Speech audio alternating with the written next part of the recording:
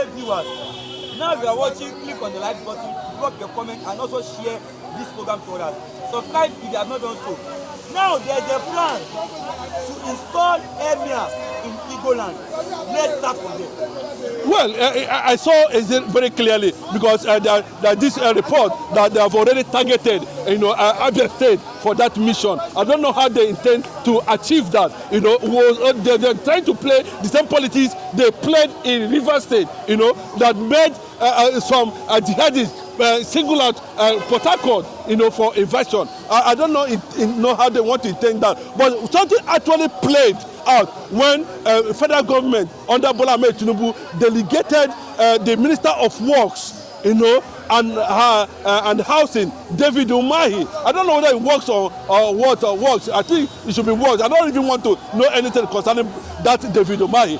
He was in Abia State, and he was, in company of some powerful senators of Igbo extraction. One of them that was very significant is the deputy speaker, Benjamin, Kanu. After that, a commissioning or whatever, we saw people calling for Nnamdi Kanu release, as you can watch in one of the videos, that's already on this platform. But what played out thereafter was the Benjamin Kanu came out publicly and told the entire Abians, that there's going to be an emir in Abia, in Igbo land, whether it's mentioned Abia State or whatever. And the question is causing ripples. I don't know what he means by that. Alex OTTI will be conquered by 2027 or by the next election, or when his tenure expires, that APC government will take over Abia State. And that was what spread the speculation. That's what spread the rumor, that there's already a concluded plan, to install emir in Igbo land. That emir we are talking about we don't know whether it is a political party, that they want to make sure that APC take over the entire, eastern region. And remember that people must understand this. It will be very difficult for APC to dismantle Alex OTTI in Abia State, because I know that the Northern Fulani themselves are not happy with Obi's stance. Are not happy, especially that now Alex OTTI, for the first time in the history of his tenure, has come out publicly to demand for Nnamdi Kanu's release from detention. There are so many other things that are already playing out. Nnamdi Kanu is generating dust, within regional blocks in Nigeria. Not only that, outside Nigeria too, we are seeing who is this man called Nnamdi Kanu. The issue of health surrounding him is not in connection with the plan to install completely and take over the entire East politically by these people, by these Arab Igbos as governors. And at the end of the day, we are going to see a Fulani imposed emir in the southeast. And for them to achieve that, they are only pretending, releasing Nnamdi Kanu. It is not coming from the heart until these things have been achieved. It is an exposed reality, and we must keep our eyes open on this fact, because I do not see how somebody will come from there and start telling one of the governors that we are having sympathy for, that has done to an extent extremely well. Abia State goes on state, the #1 state in Nigeria, has not been blessed with good governance. This is the first time we are experiencing that. And now, the same people that brought Islamization, brought jihadists, bring bandits in Nigeria, are the same people crying over insecurity. How would you justify that? Benjamin Kanu, respect yourself at this point and allow the people of Abia be. We have won enough.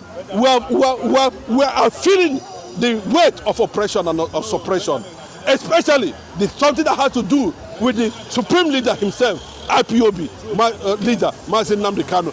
We are not, you came out some time ago when you came into power in 2023 that Nnamdi Kanu will be released soon.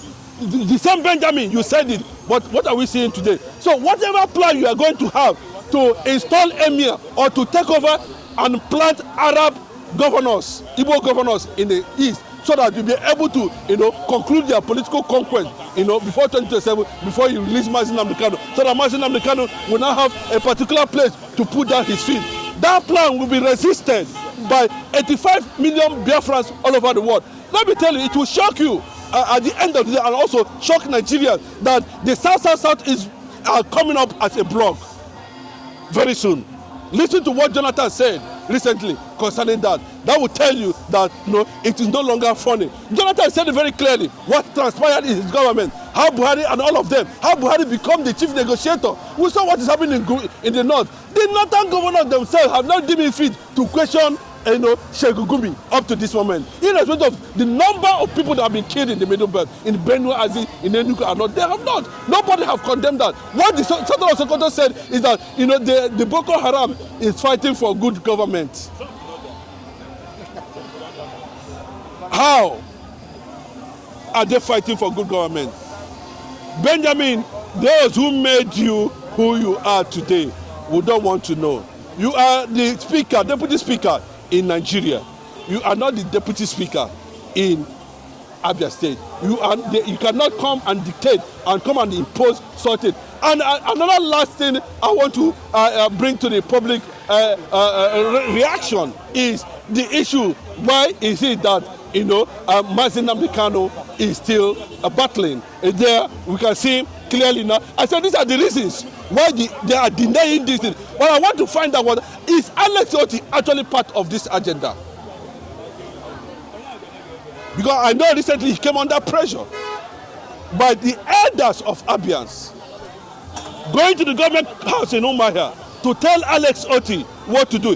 There's a momentum, there's a consensus that this movement building up, that might shift the attention to another force. Imagine that you people will not be happy with. I can tell you, they might not be as non-violent as IPOB. Viewers, if you are still watching, click on the like button, drop your comment, and also share this program. Now, Nnamdi Kanu will appear in court 8th of October 2025. What can you say about this? Let me just say that they have written to the World Medical Association. The woman, the head of the president, is from Ghana. I think I can remember his name, something Sliver. I can remember her name, but it's the world president of Medical Association of Nigeria. The petition have gotten to her. The Nigeria Medical Association, from what we are hearing, has also released a report, but I think there will be court decision on that, or they are working on that. 7 members of the medical practitioners were picked from different zones. About 7 of them, came together and carried out a test. The problem is that why is DSS watching somebody who is in their custody dying and without making any move in that regard? That is wickedness, a clear-cut wickedness, and we don't know what actually that is playing out. That Nnamdi Kanu is totally handicapped. Can these politicians do they have conscience at all? Especially those from the eastern part of the country. Do they actually have conscience? Posterity, karma, have a way, of defining moments. And you will not be surprised when it strikes. I can tell you, there have been years God has been doing this thing for you to realize where you are, that my people will not die. If they have been like this, then there will be no Israel anywhere in the world. If Israel has kept silent like this, there will be no Jerusalem.